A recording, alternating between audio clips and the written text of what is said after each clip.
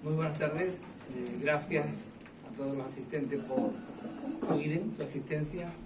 Es importante, bueno, congregar, fundamentalmente no cabe duda que quien congrega es quien está aquí como sujeto de este acto.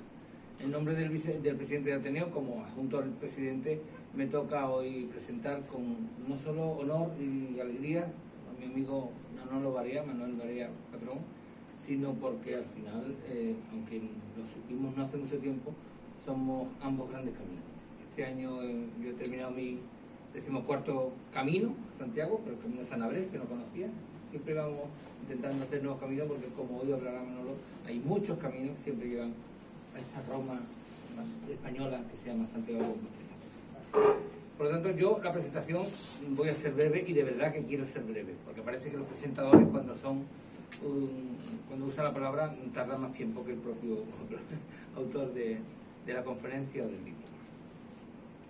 Muchas gracias a todos, y me cabe el honor de presentar a la figura de don Manuel Barea Patrón, que es, bueno, ahora mismo es director de la UNED, pero bueno, fundamentalmente ha sido alumno, nació en el 55, alumno del Colegio de la Salle Mirandilla, Instituto Colmela e Instituto del Rosario, nocturno. Es licenciado en Filosofía Hispánica por la UNED, 1988, licenciado y máster en Antropología Social y Cultural en la UNED en 2010, profesor, tutor, Antropología Centro UNED Cádiz desde 1996, en activo. Ahora es director de la UNED. Y además nos cabe porque suceder a Mora era importante y está haciendo una labor magnífica. Me consta y suena por ahí que lo está haciendo muy bien en la UNED, porque además ampliando todos los años grados, másteres y esa historia. O sea que yo, que pertenezco a la UCA, a la Universidad de Cádiz, y todavía sigo siendo profesor, aunque jubilado, he estado en la universidad como arquitecto durante casi 20 años. Valoro mucho la labor de la Universidad de Distancia de Cádiz. Es título de experto en Derecho Jacobeo por el Instituto Tecnológico Compostelano, adscrito a la Universidad Pontificia de Salamanca. Es socio desde 2010 y actual presidente, reelegido en el 22, de la Asociación Gaditana Jacobea Vía Augusta de Cádiz. Una vez que anda uno en el mundo, las asociaciones jacobeas, que no se hacen muy aparentes, están por todos lados del territorio nacional y, por supuesto, en Europa.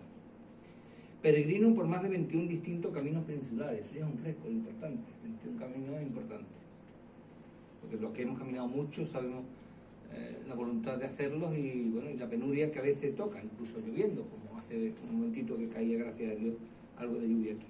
Colaborador de la revista Peregrino de la Federación Nacional de Asociaciones del Camino de Santiago, difundiendo caminos andaluces con 4 publicaciones. Ponente en congresos sobre aspectos jacobeos, divulgando los caminos a Santiago, gaditanos y andaluces, Mérida, Zaragoza, Madrid. Trabajo de campo en 2015 sobre los carnavales de la raya hispanolusa en Villalonga de Valrojo, publicado por la Diputación de Zamora en 2019. Y ha escrito recientemente el libro, y calculo que en breve saldrá otro seguro, La Vía Serrana Jacobea, camino entre Cádiz, Málaga, Sevilla, donde enlaza con la Vía de la Plata, nuestra vía natural del oeste, diríamos, peninsular. Este que se presenta hoy es el camino mozárabe, que es el que va a desgranar, evidentemente. Yo no voy a hablar del libro. Pequeñas frases de un caminante amigo de Manolo, y que de alguna manera todos los años, por la época del acueducto gaditano, que es la Virgen del Rosario y el Pilar, los que hemos trabajado en la administración pública, para coger algo de espacio tenemos que coger ese acueducto, que es el día de la patrona y el día, patrona que más se encuentra mucho uno por los caminos de Santiago, a la Virgen del Rosario y la Virgen del Pilar, y nos vamos esa semana o 7 días para hacer el camino. Alguna frase. Caminar me devuelve a mí mismo. Esto lo ha dicho recientemente una bloguera que se llama Laurent Mortimer, y tiene mucho de verdad. Un viaje de 1000 millas comienza con un paso. Esto lo dijo un filósofo que está en China, controvertido, el siglo IV a.C., se llamaba Lao Tse. Camina, el tiempo no es para siempre. Esto es muchas frases de una película que se llama El precio del mañana. Si quieres llegar a viejo, poca cama, poco plato y mucha suela en el zapato. Son refranes populares. Otro muy evidente: con queso, pan y vino se hace el camino, de Fernando de Rojas, nuestro escritor.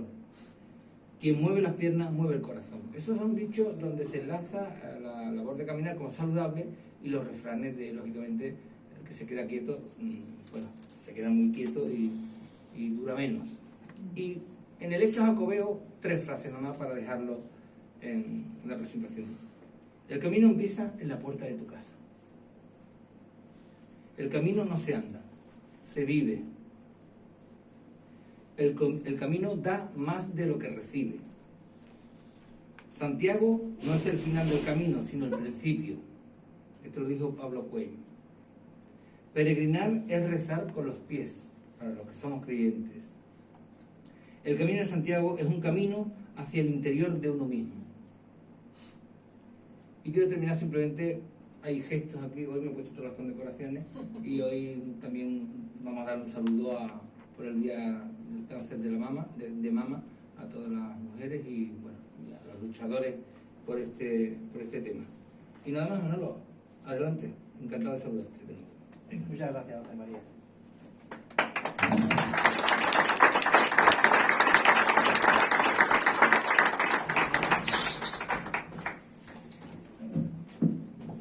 Bien, pues muy buenas tardes. En primer lugar, yo quiero agradecer que el Ateneo de Cádiz me haya ofrecido la posibilidad de presentar este libro, esta obra aquí, en esta ilustre casa, con tanta prosapia, y también agradecer a José María su presentación, su cariñosa y afectuosa presentación, que por cierto hoy ha publicado un artículo interesantísimo en La Voz Digital, La Voz, sobre este acto y sobre más consideraciones del mundo jacobeo que él acaba de conocer, porque acaba de transitar por el camino mozárabe-sanabrecha, efectivamente. Entonces él trae unas vivencias muy interesantes y el artículo recomiendo su lectura. Por lo tanto, en primer lugar, agradecimiento a la casa y a mi presentador. También agradeceros a todos vosotros vuestra presencia hoy aquí. Veo caras que me satisface mucho. Empezando por mi biografía, veo compañeros míos de La Salle y Landilla, que para mí es un honor. Son mis principios, las salianos.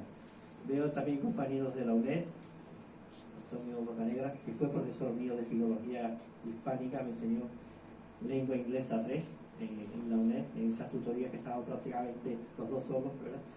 Don Julio Herrera, aquí presente, profesor de filosofía también, compañeros de la Asociación Jacobea, compañeros peregrinos, está aquí mi querido amigo Andrés, que me ha acompañado por estas sendas también, compañeros de la asociación. Así que muchísimas gracias a todos y a los que se están incorporando ahora a este acto. A ver, este libro surge de experiencias a pie caminera, como ha comentado mi presentador José María. Este es el título. Todo fue un proyecto. Yo cuando caminé este camino de los años 2016 al 2019, como yo siempre voy escribiendo el diario, había dos posibilidades: o dejarlo olvidado en un cajón o darlo a conocer. Y a mí me parecía que había ahí tanta riqueza de patrimonio, de vivencias, que digo, voy a intentar a ver si alguien me lo publica. Ya sabemos que hoy día las aventuras de edición son compartidas. Una parte la pone el autor y otra parte la editorial. En este caso Almuzara y el proyecto lo aprobó en menos de una semana. Me dijo, adelante, confiamos en este libro y lo vamos a publicar. Y entonces surge así, el camino mozárabe. ¿Y por qué surge todo esto? Siempre me gusta irme a los orígenes. Y los orígenes en todo esto se debe a que me hice socio de la Asociación Gaditana Jacobea de Augusta, que tiene sede en Cádiz. Tenemos sede en Cádiz, la calle Soprani número 15, fundada en el año 2009. Actualmente somos 58 socios y es una asociación que busca, digamos, la vertebración de los caminos de la provincia de Cádiz. La Vía Augusta, que recoge el nombre el famoso itinerario, ¿verdad?, de Gades a Roma, recogido el itinerario Antonino, en los vasos de Vicarelo, ¿verdad?, le da nombre a nuestra asociación. La vía del Estrecho, que parte de Algeciras hacia Puerto Real, donde sigue hacia Sevilla, y la vía serrana, del cual tengo un libro publicado, Puntos Rojos, que sale de la línea de la Concepción y va hacia Sevilla, pero por un camino fantástico. Nosotros vamos a recorrerlo este fin de semana, una de las etapas, que va por el Valle del Guadiaro, sube a Ronda y por la sierra va llegando, la sierra de Cádiz, la sierra sur de Sevilla, llega hasta Sevilla. Entonces, este es el origen de que yo me esté dedicando a estas cuestiones y le haya dado fruto con un libro. aquí tenemos el Camino Mozárabe. El Camino Mozárabe, este libro tiene un prólogo del presidente de la Federación Andaluza de los Caminos de Santiago, Jacinto, que tuvo a bien prologarlo, Jacinto Fuentes, y tiene una introducción mía que yo ahora cuando la leo, claro, esto se ve uno en perspectiva. Desde yo soy el mismo, ya no soy el mismo, han pasado ya 6 años. Entonces yo analizo esta introducción no como si yo fuera Manuel Barea, sino como un lector que lee a otro. Entonces yo hago una especie de como de ejercicio de perspectiva, me salgo fuera de la autoría y soy ahora un lector de un libro que me he encontrado, y yo me dirijo al que va a leer esta obra y le digo que este libro no trata de ser una guía. Las guías son efímeras, las guías mueren, pasa el tiempo, se publican en internet. No, este libro trata de ser más bien una invitación, digo, a ponerse en camino, una invitación a compartir la experiencia de caminar, que si sobre todo se camina solo, la experiencia de caminar es muy positiva, es muy enriquecedora. Todos los que caminan, y aquí han citado frases muy interesantes, esto no es nuevo, el peregrino es un hecho universal, tampoco nace con el Camino de Santiago, es anterior. Con lo cual todo esto trata de ahondar un poco más en el mundo de la peregrinación y no una guía con altimetrías, tiempos, donde hay una farmacia, donde hay una venta. No ha sido mi objetivo. No fue mi objetivo ni lo será nunca. Por lo tanto, aquí lo que hago yo es contribuir a difundir esta maravillosa experiencia, que es salir de Almería y acabar en Mérida, o salir de Málaga y acabar en Baena, o salir de Jaén y acabar en Martos. Todo esto es lo que yo trato de explorar con este libro, hablar de camino, el mozárabe, pero también los caminos, que hay más. Y no olvidemos que el camino parte de la puerta de casa de cada uno. Hoy día cogemos el autobús, cogemos el tren, cogemos el coche, últimamente tú te sales a la puerta con tu zurrón, el bastón y vámonos hacia Santiago, hacia el destino que sea. La peregrinación es universal. En nuestra clave está Santiago, Roma, Jerusalén, en clave de Cristo, pero la peregrinación, como digo aquí en uno de los apartados, la peregrinación es un hecho transcultural y que va por encima de lo que son las religiones abrahámicas, monoteístas, ¿verdad? Por lo tanto, es interesante explorar esto. Aquí yo hablo de la peregrinación como un viaje interior, lo que es el Camino de Santiago. Apunte sobre el mozarabismo, no olvidemos el Camino mozárabe. Las comunidades cristianas, las comunidades mozárabes judías, en Al-Ándalus a partir del siglo IX, siglo X, el Camino mozárabe andaluz, luego las extensiones a través de Málaga, Baena y de Jaén y Alcudel. Finalmente, como no puede ser de otra manera, un libro tiene que tener algo más. Y yo decidí que este libro tenía que tener una especie de invitación a conocer el patrimonio andaluz, que es enorme. Claro, vamos al Camino de Santiago y vemos el gótico, el románico, los monasterios, todo lo que entra a partir del siglo X, siglo XI, siglo XII, esas comunidades benedictinas, Cluny, todo eso, es maravilloso. Pero, claro, y si andas desde el sur, ¿qué ves? Pues ves un mundo distinto. Y a ello me dedico a la parte del patrimonio, de la etnología, del dentarismo, con reflexiones finales.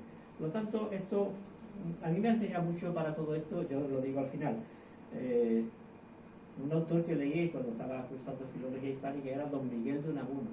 Uno de los libros que tuve que leer fue Por tierras de Portugal y España.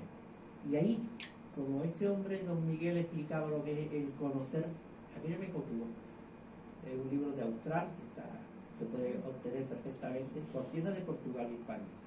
Lee uno a Cela y lee a otros series de autores y se da cuenta de que en el propio caminar hay una experiencia que muchas veces hay que compartir. Son los clásicos libros de viajeros, no es nuevo, ¿verdad? Hay muchísimos a lo largo de toda la historia de la cristiandad y del mundo musulmán también, ¿verdad? Los geógrafos islámicos también, todo ello. Siempre se trata de compartir lo que uno experimenta. Así que vamos a ver todo esto. Me detengo en el tema del mozarabismo. Aquí pongo una diapositiva del Beato de Tábara, del siglo X. Esta es una foto de la torre del escritorium del monasterio de Tábara. Tábara es la población de la provincia de Zamora, está a pie de la antigua carretera de la Vía de la Plata, hacia el norte. Pues esto es la torre del escritorium llevada a cabo por copistas mozárabes. La cultura mozárabe que surge del Al-Ándalus y va hacia el norte en su huida, en su emigración, cuando llegan las oleadas fanáticas de Almorávide, de Almohade y todo lo demás. Entonces hay que entender el mundo del mozarabismo como esas comunidades de Al-Ándalus formadas por grupos de musulmanes, árabes y luego bereberes, los agentes del libro, lo que el mundo musulmán llamaba los dhimmíes, que eran los creyentes de las religiones abrahámicas monoteístas, es decir, cristianos y judíos. Hispanogodos cristianos sometidos, algunos islamizados, los muladíes, y otros no islamizados como los mozárabes. Y también esas comunidades judías que vivían en las aljamas. Ese es el contexto social de Al-Ándalus en el que están los mozárabes. En una primera fase, un poco el califato omeya, por ejemplo, ¿no? Un poco más tolerante, y después absolutamente ya intolerante, que provocan estas huidas hacia el norte. Por ejemplo, fíjense que las reliquias de San Isidoro de León, perdón, de San Isidoro de Sevilla, están en León, migración. Las de Santa Eulalia de Mérida están en la capilla del Salvador de Oviedo. Trasladaban todo esto ante la evidencia de que se podían perder. Entonces estas comunidades mozárabes son interesantísimas de estudiar. Digo camino y camino. Tenemos aquí la red de caminos jacobeos peninsulares actualmente por toda la geografía peninsular. Fíjense la vertebración. Si vemos abajo, en el sur, tenemos los caminos de la provincia de Cádiz, el camino de Huelva, el camino de Sevilla, los caminos de Levante, del este, de los de Portugal, todo buscando Santiago. El fenómeno de la peregrinación, ya lo he dicho, es un fenómeno universal. Ahora mismo la cristiandad está viviendo el fenómeno de jacobeo, por encima de Roma y de Jerusalén, por supuesto. Es la mayor peregrinación a pie del mundo cristiano ahora mismo de Santiago, y creciendo año a año, como muestran las cifras que están publicando año a año la Oficina del Peregrino de Santiago de Compostela, teniendo en cuenta que no todos los que hacen el camino van a recorrer la Compostela. Ahora, se estima, en un congreso que estuvimos en Madrid el año pasado, se estima que al menos un 10 o un 15% de las cifras que se publican habría que añadir. Personas que ya no quieren ir a la Compostela, que no se quieren poner en cola, o bueno, por miles de factores. Bien, vamos a centrar un poco ahora en el camino mozárabe en sí. La geografía, las comarcas, los paisajes y los paisanajes, las personas también. Es muy importante detenerse y charlar y hablar. La fotografía que pongo al lado es una escultura de Aurelio Teno, un escultor que está puesta en el puerto del Calatraveño. El puerto del Calatraveño es el paso de Córdoba al Valle de los Pedroches. Atravesar Sierra Morena, está a 750 metros de altitud y se le llama Raíces de los Pedroches. Pues bien, cuando uno se pone a caminar este camino, va de la Andalucía oriental, es decir, Almería, hasta Mérida. ¿Y qué atraviesa? Pues atraviesa desiertos. Yo empecé este camino un 2 de enero y cuando llego a Almería me veo un mundo absolutamente desconocido, polvoriento, desértico, los desiertos de Taberna, de Filabres, la hoya de Guadix Baza, con esas tierras arcillosas de lutitas en Granada. Visitar Granada, patrimonio de la humanidad, pero visitar Granada no un tour turístico, sino a pie y solo y indagando, ¿verdad? Pasar por los olivares de Jaén, Alcalá la Real, Alcaudete, Baena, y se encuentra uno con tierras de Castillo, decimos Castilla también está en Andalucía, sobre todo Jaén, que es la frontera, la reconquista durante 250 años fue frontera, ahí los castillos de Alcaudete, Alcalá la Real, Moquín, Baena, en fin. Las órdenes las órdenes militares, en esta zona muy presente la orden de Calatrava, Córdoba, por supuesto, un sincretismo de cultura como vamos a ver a continuación. Pasar por el Valle de los Pedroches y Sierra Morena, por Cerro Muriano, llegar a Badajoz por esa comarca tan ganadera que es La Serena, que es un cruce de cañadas reales mestenias, la cañada real leonesa pasa por ahí, la cañada real soriana pasa por ahí también, y llegar a Emérita Augusta, que es la Vía de la Plata, ¿verdad? Pensemos que Mérida fue el primer lugar de peregrinación de la península cuando sucumbe el mundo hispano-godo y la única referencia es Santa Eulalia de Mérida. Bien, desde un punto de vista geográfico ponemos este mapa para que conozcamos un poco la red de esos caminos a Santiago en Andalucía. Fíjense cómo tenemos desde Cádiz,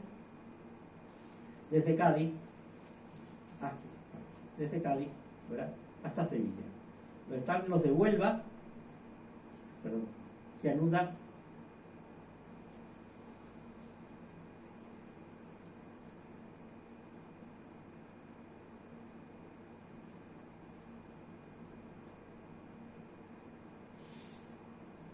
un momentito. Sí, los de Huelva que anudan en Zafra.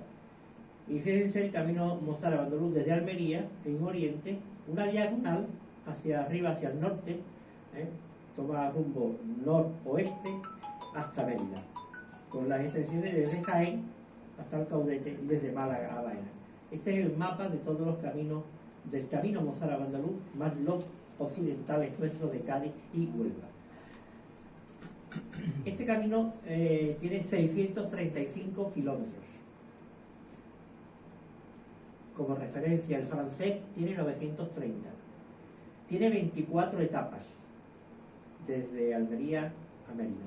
Y yo, por razones de tiempo y tal, y personales, pues tuve que dividirlo en 6 salidas.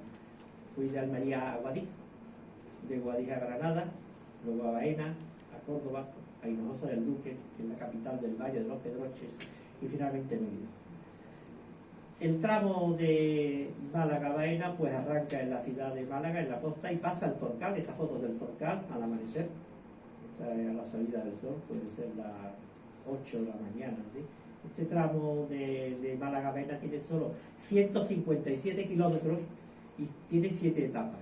Yo lo dividí en 2, Málaga-Antequera y Antequera-Baena.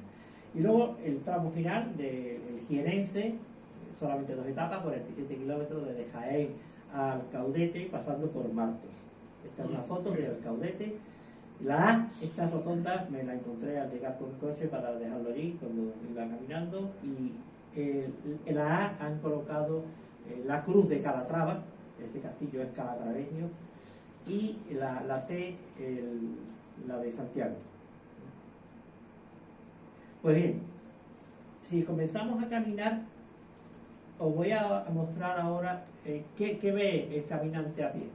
El caminante a pie ve esta primera señal, Camino Mozárabe Santiago, que es la tierra desértica, esto es por Huércal, a la izquierda, y a la derecha, al fondo, la Sierra de los Filabres, cuando se camina hacia Gádor. Todos son terrenos muy polvorientos, muy africanos, hasta que se llega a la primera etapa, que es Santa Fe de Mondújar, en Almería. Aquí estoy en una foto con un peregrino de Corea del Sur, que me confesó que era protestante. Venía un poco a confesarse consigo mismo, porque este chaval había sido militar en la guerra con Corea del Norte, y me confesó que había tenido que matar personas en esa guerra y tenía un trauma mental enorme. Y se había venido desde Corea del Sur. Él es protestante, pero quería hacer este camino para curar heridas personales, ¿no? Este es Jin. Y el otro señor, un señor mayor, un maestro de Granada, que estaba también caminando. Cuando uno va por estos sitios, pues se encuentra este maravilloso museo etnológico de Terque, en Almería. Se pasa al pie de la Sierra Nevada por la vertiente norte, y aquí tenemos los picos nevados. Yo este camino estaba caminando en enero, por eso vemos este paisaje, y se finalizó en Guadix, este es Jin, el surcoreano. Esta es la plaza mayor de Guadix, donde acabé el primer tramo, una plaza, como vemos, de tipo castellano. Estamos en una transición ahí entre Castilla y Andalucía muy interesante, que tiene réplicas, por ejemplo, en Úbeda, en Baeza. Aquí la tenemos. Y esta maravillosa catedral de Guadix, fantástica. Si uno sigue caminando, pues se encuentra este terreno que es enormemente novedoso para nosotros, ¿verdad? Estas son las cárcavas, se llaman Badlang. Badlang había que tener tierras malas, tierras pobres, ¿verdad? Tierras pobres. Esto es por Guadix, que permiten que ahí se haya mantenido un tipo de hábitat, como son estas casas cuevas que vemos a la derecha. Este es el interior de una casa cueva en Guadix, y están habitadas las personas le construyeron el nuevo pueblo de Guadí o de Purullena, sobre todo en Purullena, pero todo el mundo ansía como la persona de Cádiz que le gusta tener su campito en Chiclana, en Conil y tal, pues estas señoras quieren tener una cueva, mi casa y mi cueva, y están habitadas. Es un neotrogloditismo que está enormemente en valor. Vale mucho dinero tener una cueva, están muy cotizadas en el mercado inmobiliario. Este es un ejemplo de cómo se construye una cueva: se busca la tierra, esa balda que está acá al fondo, y se decora la parte exterior, como si fuera una especie de cortijito de blanco, con su reja, con su puerta y tal, y cuando se penetra por esta puerta se está entrando en el interior de una montaña. Aquí vemos, por ejemplo, Purullena, las casas nuevas, y al fondo el mundo de Valdán con sus cuevas. Fue una cosa inédita. Se llega a Granada, es muy interesante, porque cuando se va llegando a Granada, se va por la ribera del río Darro, el Darro, y se sube al Sacromonte. El camino que al entrar en Granada pasa por la abadía del Sacromonte. Yo tuve la suerte de que el día que llegaba era la fiesta de San Cecilio, el patrón local, y aquello era una fiesta, una romería Granada, con la saladilla, una especie de haba, un trozo de bacalao seco, y todo el mundo para ofrecerse al santo. La gente iba con un plato, una haba seca y un trozo de bacalao seco. Me dieron a probar. Y se pasa por aquí, por toda la abadía del Sacromonte, que en sí mismo el Sacromonte está lleno de museos: Museo de la Zambra, Museo de la Mujer Gitana, Museo de las Cuevas, Museo de Manolete. Aquello está lleno de cuevas y de lugares tematizados. Cuando un peregrino llega a Granada haciendo este camino, lo recomendable es dormir en el monasterio de las Comendadoras de Santiago, que teníamos aquí a la derecha, ¿verdad? Ahí, en ese monasterio, quedé yo a comer y a dormir. Está atendido por comendadoras de la Orden de Santiago. Hay otro monasterio de comendadoras en Madrid, enorme, una especie de Escorial en el centro de Madrid. Pues este es el de Granada. Como tuve la suerte de ir el día de San Cecilio, aquí pongo creo que es el corredor donde están las dependencias, pero también, como ya la comunidad ha decrecido, han reconvertido las celdas en lugares para que las personas puedan pernoctar. Tienen su cuarto de baño interior, están magníficas, por un precio módico y súper limpio todo. Aquí a la derecha está ese día, el día de San Cecilio, lo abren como comedor por un precio módico de menú y atienden unas comandas extraordinarias, más de lo que uno puede comer. Aquí vemos esta monja con su toca. Yo recuerdo que me quedé aquí a comer y me pusieron un plato de arroz impresionante con una botella de cerveza Alhambra, y veía yo pasar por allí carros de comida con pollos asados, una barbaridad. Entonces le dije a la hermana, le digo: yo el segundo plato no quiero porque a mí no me gusta dejar comida. Efectivamente, pasé y le digo: bueno, pues tómese usted el postre, y cuando le voy a pagar, me dice: ¿usted no ha tomado segundo plato? No. Y no me querían cobrar, me invitaron. A ver, yo me voy a hacer por el cepillo y el donativo, ¿no? Pero fui invitado porque como no comí segundo plato, pues, y fue una invitación de ella. Cuando se sale de Granada, esta es una foto al amanecer, pues se sale por la Alcaicería. La Alcaicería, a la izquierda está la placeta de los peregrinos. Me llamó la atención, por eso le saqué la foto. Era muy complicado, no había luz, pero es la placeta de los peregrinos. Esta es la Alcaicería al amanecer, a las 8 de la mañana. Era una etapa muy larga, pero madrugué, pasé y llegué a Moclín, que era el final. Granada a Moclín, una etapa muy larga y complicada porque la subida a Moclín es muy pina, enorme.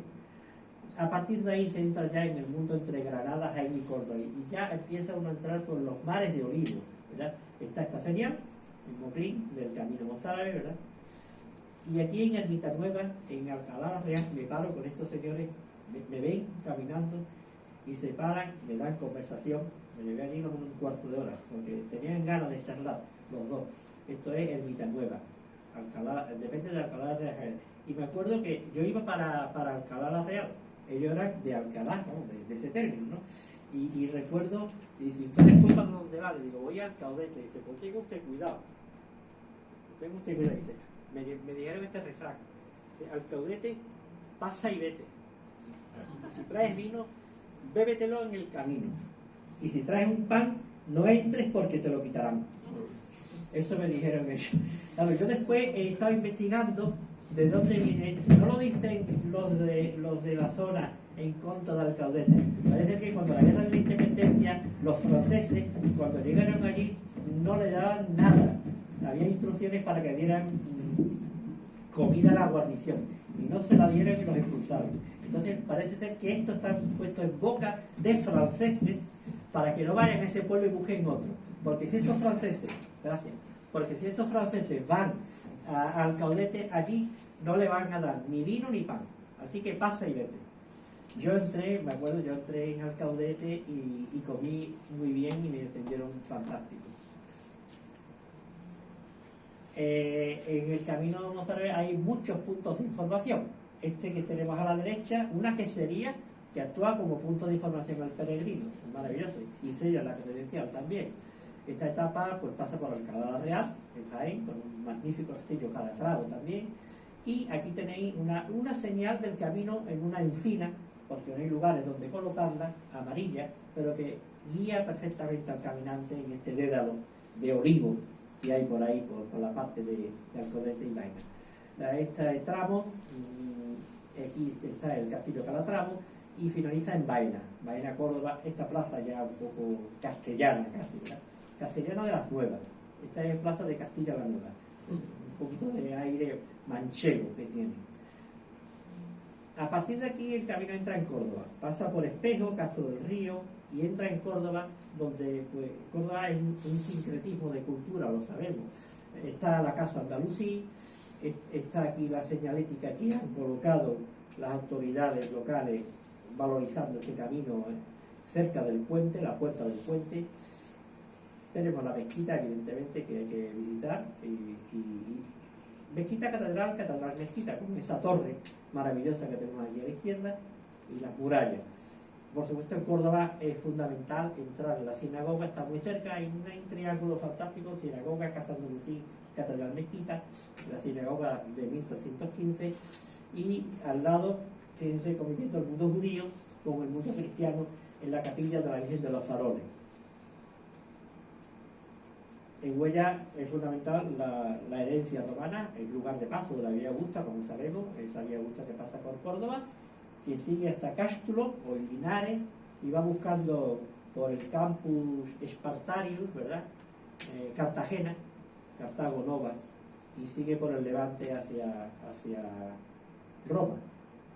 Pues bien, este templo romano está en la calle Marcelo, nombre del gobernador, el conquistador de Córdoba, y esta es la señalética que se puede observar por el centro, allí en las calles de Córdoba.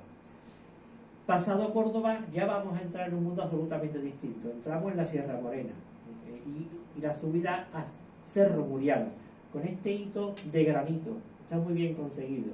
Ya estamos en tierras de granito, en tierra berroqueña, y ahí está este hito y a la derecha tenemos otro.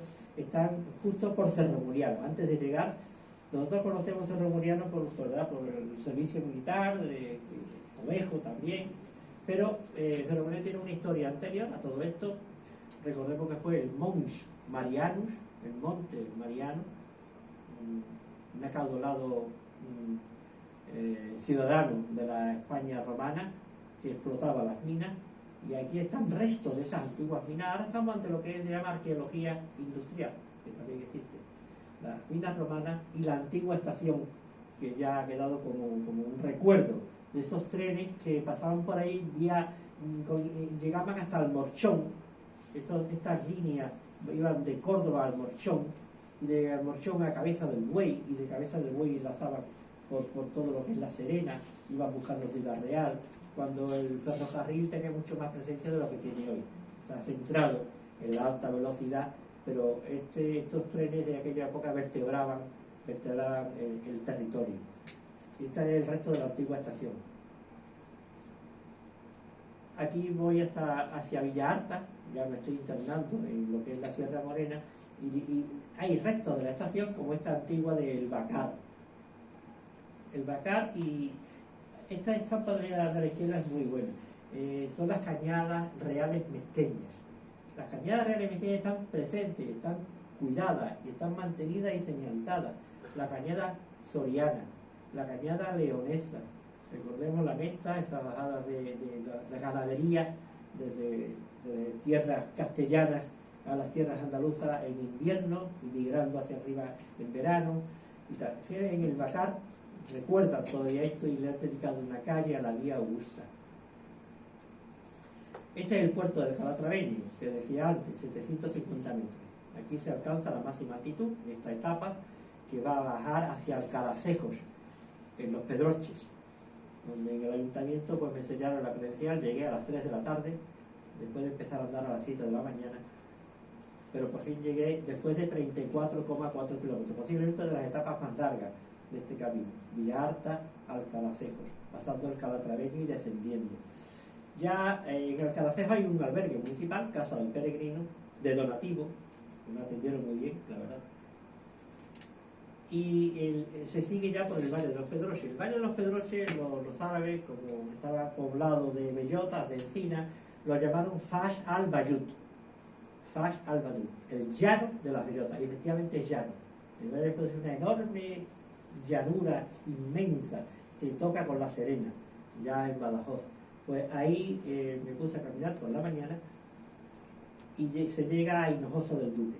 Hinojosa del Duque es la capital del Valle de los Pedroches, tiene esta fantástica iglesia cuya torre se ve en lontananza desde más de 10 kilómetros, en la torre de la parroquia de San Juan Bautista. Le llaman la Catedral del Valle de los Pedroches, porque es el templo más imponente de toda la comarca. Parece ser que esta torre sirvió de modelo a la torre que hay actualmente en la Catedral de Córdoba, allí sobre la mezquita. Pues esta parece que fue la idea. En Hinojosa del Duque hay un maravilloso museo etnológico, hay un maravilloso albergue municipal, nos atendieron de maravilla en esta etapa que acompañó mi querido compañero de la asociación Andrés Herrera, que está aquí, y dormimos en el albergue. Nos atendieron de maravilla, es municipal, la policía municipal nos hizo una ficha, nos atendió, nos dio las toallas, en fin, maravilloso. De Hinojosa ya se va buscando Mérida, y al buscar Hinojosa Mérida se pasa por un pueblo muy interesante, Nagacela, en lo alto de un monte, donde hay esta estela del guerrero, datada entre 1100 y 800. Esta es una réplica en piedra, el original está en el Museo Arqueológico Nacional, pero se puede ver en la calle. Y de ahí se va por la Haba buscando La Serena. Y antes de entrar se pasa por Medellín. Medellín es otro pueblo muy interesante, dedicado es el pueblo de nacimiento de Hernán Cortés, como sabemos, el conquistador de México, pero tiene un interesantísimo teatro romano. Fíjense cómo está construido y cómo está mantenido, magnífico. Podríamos tomar nota aquí en lo que tenemos en Cádiz, que tenemos un gran teatro, y este está mucho más visible, y aquí hay teatro al aire libre como sucede en Baelo, pues aquí lo hacen también, representaciones, conciertos, es un teatro vivo, fue teatro y lo es, y arriba el castillo. Y el final de este tramo que iniciamos en Almería, en los desiertos, finaliza aquí en Mérida. Esta es la Basílica de Santa Eulalia, la mártir del siglo III, que tiene basílica. La basílica se comienza en el siglo V, en la época visigótica, y se acaba en la época románica, aunque tiene añadidos posteriores. Esta es la portada románica que se ha mantenido muy bien. Tiene pozo, dentro hay un pozo, abajo, pozo con fines apotropaicos, para salvar, para curar, para sanar, profilácticos también. Y cuando se acaba en Mérida, pues se encuentra uno, pasa el puente romano y se encuentra esta réplica de la loba capitolina, que replica la que está en Roma, de la que amamantó a Rómulo y Remo, como sabemos. Y aquí acabaría este tramo que hemos comenzado, como decía, en el Mediterráneo. Si lo queremos empezar en Málaga, Málaga-Baena, pues pasaríamos por aquí, por Almojía, en los montes de Málaga, en Almojía, la primera etapa. Está la señalización vertical aquí hacia Villanueva de la Concepción, y Villanueva de la Concepción tiene este magnífico albergue, de donativo también, hay que dejar la llave en una vecina, un licencito, con un salón fantástico, muy luminoso, muy limpio. Y cuando se pasa a Villanueva hay que traspasar el Torcal de Antequera, una etapa fantástica, atravesando el puerto de las Caleruelas a 916 metros de altitud. Está situado entre el Torcal Bajo y el Camorro Alto. Son dos montañas que confluyen y hay un paso natural por el que se pasa de las vertientes sur mediterráneas a las vertientes norte que ya dan, digamos, a lo que es los llanos de Antequera. Pues este es el descenso del Torcal. Hemos pasado de la claridad a la oscuridad, no da el sol, es una cortada empedrada, es un camino empedrado fantástico que te deja en el llano por una calzada. Y se llega a la zona del Portichuelo en Antequera. Esto es lo que uno va conociendo a medida que va caminando. Esto se conoce si se camina. Y se llega a Antequera por la zona de la Alcazaba, esta foto que tenemos a la izquierda, y se puede ver entre los merlones, se puede ver al fondo lo que es la peña de Antequera, ¿verdad? Esa montaña que hay caliza es la peña de Antequera, la peña de los enamorados, ¿sí?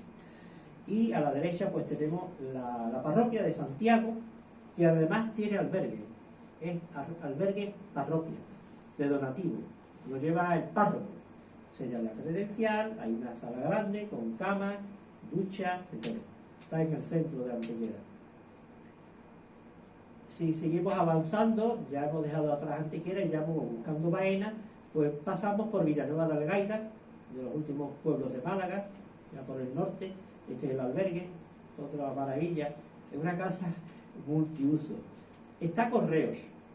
En la planta baja está un hogar de día de las personas mayores y la planta alta es albergue de peregrinos y abajo además hay bar.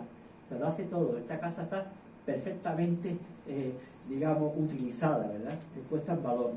Y este tramo finaliza en Baena, donde anudamos, como veremos antes, buscando Córdoba, entronca en Baena, que es donde acaba este camino. En esta plaza que habíamos visto antes desde otra perspectiva. Dice que está ahí el árbol de Navidad, estos caminos lo he recorrido en esta fecha muchas veces. Antes de Navidad, después de Navidad y antes de Año Nuevo, después de Año Nuevo y antes de Reyes, por ahí.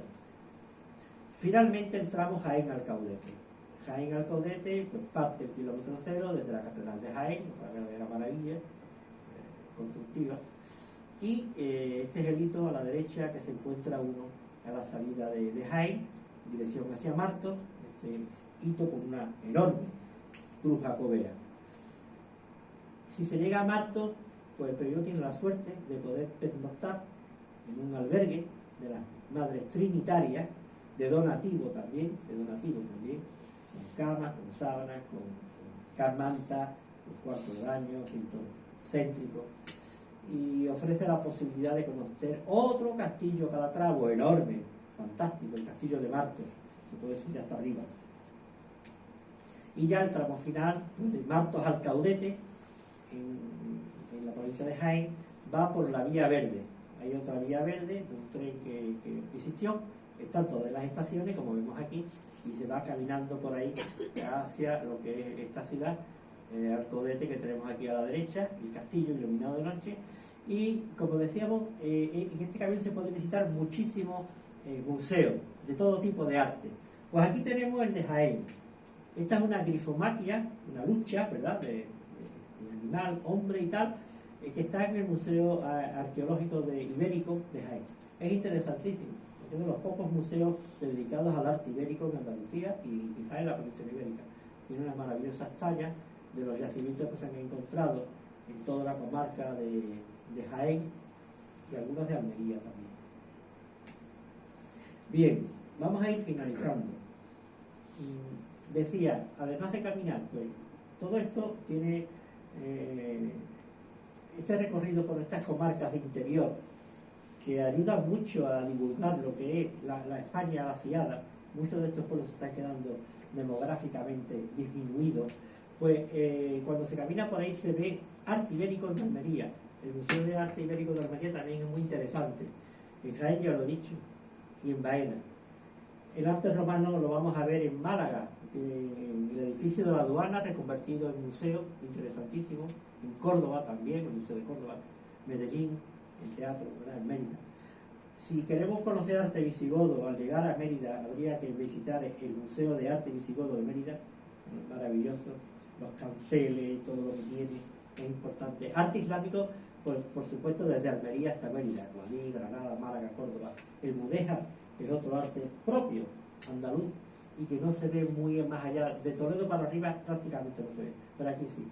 Y luego el renacentista, el barroco, el neoclásico, todas estas catedrales que hemos dicho, la catedral de Almería, de Jaén, de Málaga, de Guadix, de Granada, de Córdoba, la de Hinojosa del Duque y la de Mérida. Y los castillos y alcazabas. Tenemos muchos castillos y alcazabas en Andalucía.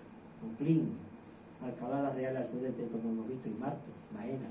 Y la Calahorra, un castillo interesantísimo, de época renacentista, ahí pegado al pie de Sierra Nevada, en la Calahorra, antes de llegar a la Granada. Una joya única en Andalucía. En cuanto a urbanismo también, ¿cómo se desarrolla el urbanismo en estas ciudades transicionales? Pues el barrio de la Chanca en Almería es una joya que se ha conservado muy bien al pie de la Alcazaba. Las casas cuevas que hemos comentado, en Guadix, Purullina, Sacromonte, como ejemplo esta que tenemos aquí, fíjense la cárcava, cómo ha sido aprovechada y reconstruida para construir cuevas. El Albaicín granadino, un ejemplo de los Cármenes. En Córdoba, por supuesto, el barrio de la Judería, pegado a la catedral, la Casa Andalusí, que ya hemos visto, me recomiendo muy bien mucho la visita, y la sinagoga. Y luego museos etnológicos y arqueológicos, no lo olvidemos. Vamos a pasar por muchas ciudades. Un peregrino, si camina unos kilómetros razonables, tendrá tiempo por las tardes de hacer estas visitas a estos museos, como el de Terque, el de Guadix, el de Hinojosa del Duque, que es fascinante, enorme, grandioso, un museo etnológico increíble, con 2 plantas. El de Don Benito, que es una verdadera maravilla, es el Museo de la Serena, el de Don Benito, y los de Córdoba y Mérida, por supuesto. Hemos hablado también de arqueología industrial, ese mundo industrial que ya se ha convertido en arqueología de una industria, de una revolución industrial que ha pasado. Por ejemplo, las minas de Artife en Granada, de explotación de mineral de hierro al aire libre, o la estación de Cerro Muriano, como vemos aquí. Y luego también resulta muy interesante escuchar las hablas. Estamos en el dialecto andaluz, pero hay muchos tipos de dialectos andaluces. Están las hablas orientales, de Almería y Granada, y un poco de Jaén, las hablas centrales, Jaén de Córdoba, las hablas de La Serena, y uno percibe perfectamente el soniquete cuando habla con estas personas, con lo cual cuando uno va andando va haciendo una especie como de dialectólogo, escuchando, y sobre todo el extremeño también. Y ya vamos a finalizar. No se trata de cansaros, sino de compartir lo que yo he vivido en este libro, y lo he pasado a este libro. Yo creo que para todo ello, lo digo aquí, pero lo voy a decir mañana en Córdoba, donde voy a presentar este libro en la Fundación Cajasol, y lo voy a decir allí porque realmente es así. Todo esto que hemos visto, estas señales, estas señalizaciones, estos albergues, ha sido una implicación paralela de las asociaciones del Camino Andaluza y extremeñas, de los grupos de desarrollo rural que han trabajado la ruta y señalizado, en especial de Córdoba y de Mérida. Son los 2 núcleos, también de Almería, por supuesto, pero los núcleos fundamentales han estado en Córdoba, que asumió el rol de capital mozárabe, y Mérida.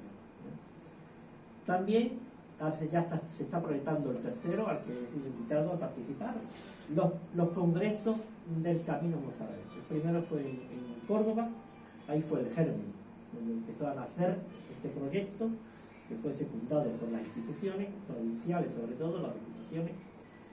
El segundo fue en Mérida, ahí asistí, presenté una comunicación, la primera que yo presentaba en este mundo, y ahora ya se está proyectando el tercer congreso del Camino Mozárabe. Esta foto que tenemos a la derecha es el segundo. Aquí está un poco, se ve nuestro querido Luis Taboada, el presidente de nuestra asociación fallecido, presidente de honor, fundador de la asociación. La he sacado un poco en homenaje a él, está aquí. Y estamos presentando, estamos ante el cartel del congreso en el que yo presenté la comunicación. También como reflexión final decir que, y decía al principio, esto no es una guía, esto es una especie como de diario, de caminante, compartido, momento a momento, etapa a etapa, hora a hora, lo que a uno se le sugiere, lo que experimenta, con quién habla, con quién no habla, qué come, qué no come, qué lee, cómo pasa el día. Eso es lo que yo he querido hacer con esta obra. Porque es un camino siempre tiene historia, y hay historias de los caminos. Yo siempre, en el prólogo, o en la presentación, más que en el prólogo, en la presentación, en la introducción, en la página 15, me gusta mucho esta cita de Cervantes. Me parece fantástica. ¿Cómo se le ocurrió a Cervantes, que es universal? Esto está puesto, está tomado del El coloquio de los perros, 1613, una de las novelas ejemplares. Y se lo dice un perro a otro. Es el coloquio de los perros. Se dice Cipión a Berganza. Dos perros están charlando y uno le dice al otro: el andar tierras y comunicar con diversas gentes hace a los hombres discretos. Fíjense lo que hay aquí. Esto es una lección de antropología total. Andar tierras, salir de tu terruño, quitarte el paño de la dehesa, el polvo de la dehesa, ¿verdad? Comunicar con diversas gentes, conocer diversidad, hace a los hombres discretos, digamos, humildes, diría yo, ¿verdad? Y para mí esta cita es fundamental, y yo creo que resume un poco lo que es la aventura del viajar. La aventura del viaje está aquí. Yo no tengo nada más que decir, os pongo aquí el logo del Camino Mozárabe, que se ha extendido, y el hito. Así que muchísimas gracias por vuestra asistencia y vuestra atención. Espero que haya gustado.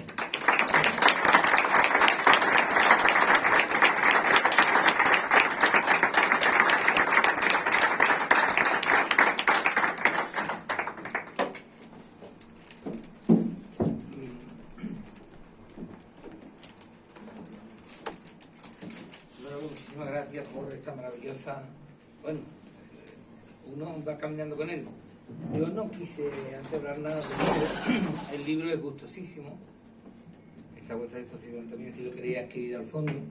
Pero el libro ha caminado conmigo, ha hecho el camino completo. Y lo he leído a trocitos y lo terminé cuando ya regresé aquí, porque en el camino quedan espacios para leer, pero cuando tú te pongas a leer a la hora de acostarte no pasan más de 2 hojas, porque ya venimos cansados del camino.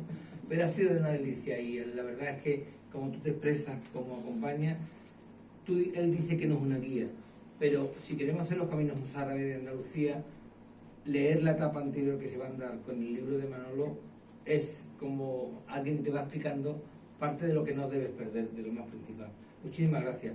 ¿Tenéis alguna pregunta para él o cualquier cosa? Yo tengo una. Bueno, enhorabuena Manolo por ese trabajo y por esa exposición tan magnífica que has hecho. Me ha dejado verdaderamente impresionado. Yo quería hacerte una pregunta.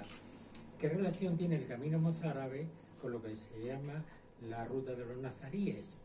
Porque tú has estado muy cerca de esa zona, concretamente has llegado hasta Linares, que lo has citado, Alcaudete, Alcalá la Real, y está Baños de la Encina, que está en el camino ese de la Ruta de los Nazaríes. Baños de la Encina tiene una alcazaba maravillosa que la construyó en el 968 Alaca II, y yo estoy muy familiarizado con esa zona porque mi mujer es de allí y tenemos un apartamento precisamente en el pueblo, en plena plaza del pueblo. Al lado de nuestra vivienda se ve la alcazaba de Baños de la Encina. Entonces, esa ruta diríamos que has lindado con ella, pero no has entrado en ella. ¿Tienes proyectos tú para entrar en lo que es la Ruta de los Nazaríes o eso es demasiado? ¿Qué es lo que me preguntáis? Que si la Ruta de los Nazaríes es otra ruta paralela a la que tú estás hablando de los caminos mozárabes y eso, si tú has entrado, ¿los conoces o vas a entrar a futuro en esa ruta de Nazaríes?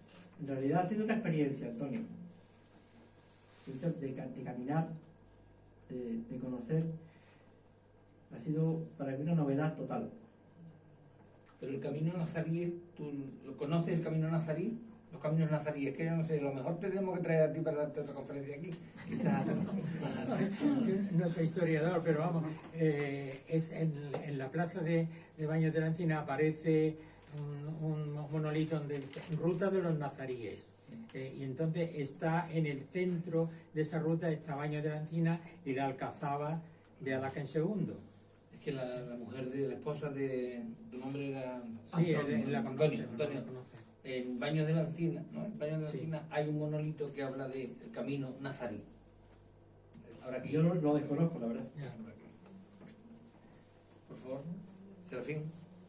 Bueno, felicitarle por la magnífica y hasta divertida exposición del tema. Pero a mí me gustaría hacerle un par de preguntas. Por supuesto Hablar un que poco alto, el caminar... ¿entiendes o no? Sí.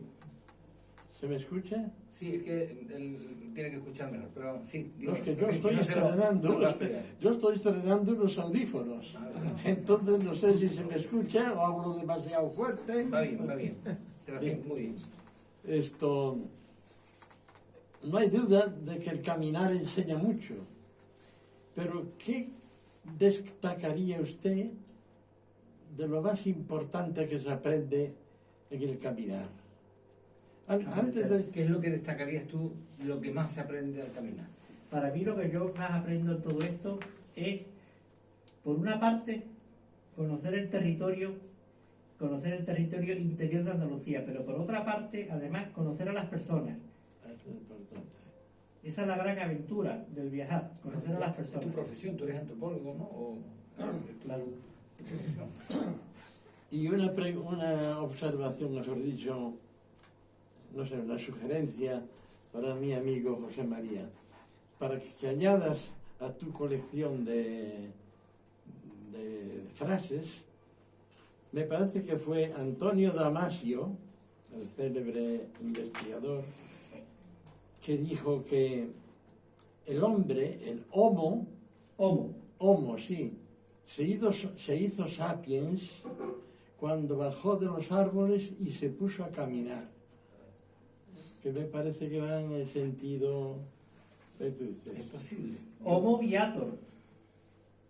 Sí, homo viator, sí. Eso Yo- refleja Va muy en bien. ese sentido. Sí, muy bien. Yo esta mañana en mi pequeño artículo, no soy antropólogo, ni soy historiador, y bueno, mucho menos, hablaba de cómo el ser humano anduvo como señor que bajó de los árboles, Sí. y posiblemente primate, pero también hay otras teorías, y anduvo siempre a cuatro piernas, a cuatro patas. Cuando se erguió, es cuando vio el horizonte, cuando vio el peligro, cuando vio el alimento y cuando podía correr más rápidamente y subir correr, con sí. las dos manos libres. Incluso Más que caminar, correr. alguien dice que las ubres de la especie femenina, cuando se erguió, subió de abajo arriba, precisamente para no ahogar al niño mientras comía cuando cruzaba los cauces de los ríos. En esa evolución natural se producen elementos de evolución natural y es cuando el sapiens o el Australopithecus empieza a erguirse, empieza a andar, a correr y tener dos extremidades libres para defenderse, para coger a sus crías o para subir al árbol. Yo no siento como... El hombre te refieres a partir de la Wikipedia. Todo eso. Exactamente. A partir de ahí empieza la Wikipedia y eso. Las ¿Alguna preguntita primeras más? migraciones son de hace 2 millones de años, con Homo erectus, Eso es. que sale de África. El primer ser que migra es Homo erectus. Hace 2 millones de años sale de África y va a colonizar Arabia, lo que es el este y toda Asia. Y ahí empieza ya la primera migración. Por eso decía yo, cuando estaba exponiendo, que lo que es el fenómeno de la peregrinación va más allá de la religión, evidentemente. Ya desde la antigüedad griega y romana ya hay viajeros que van a salir a conocer, salen a conocer nuevos mundos y a volver con nuevos conocimientos. ¿Y cómo se enriquece uno? Viajando. ¿No le han quedado ganas, no le han quedado ganas de continuar el camino hasta Santiago? ¿Cómo? Que si te has tenido ganas de seguir el camino hasta Santiago. Sí, Yo creo claro. que ya lo ha hecho, ¿no? Tú ya lo has hecho. Él lo ha Ah, hecho. ya lo ha hecho. Sí. Pues a ver si hace otro libro que vaya desde ahí hasta Santiago. Claro. El camino empieza en la puerta de cada persona, ¿eh? El camino empieza en la puerta de cada persona. Sí. A Santiago, donde sea. Yo creo que el hombre, desde que el homínido es homínido, hemos huido siempre de las glaciaciones, hemos huido también de los calores. El hombre siempre ha buscado lo mejor, buscando como un animal sus pastos, su comida, y no hemos dejado de andar en la evolución Pues muy humana. bien. Cerramos. Yo simplemente cierro, muchísimas gracias a todos. ¿Hay alguna pregunta más o algo que queráis? Cerramos ya por la hora. Muchísimas gracias a todos, muchísimas gracias Manolo. Muchísimas gracias. Ha sido excelente tu conferencia.